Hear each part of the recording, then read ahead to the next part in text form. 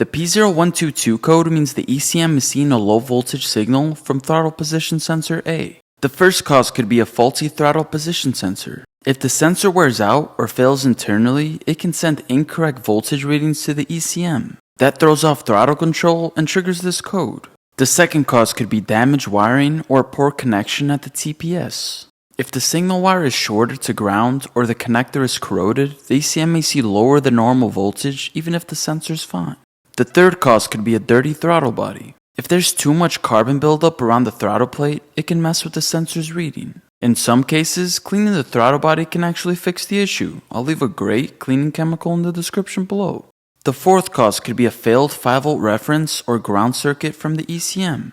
If either of those are missing, the signal voltage will be wrong. The last possible cause is a bad ECM. It's not common, but if the ECM isn't processing the signal correctly or has internal damage, it could set the P0122 code. If you've dealt with this code before, drop a comment down below and share how you fixed it. It could help someone else out.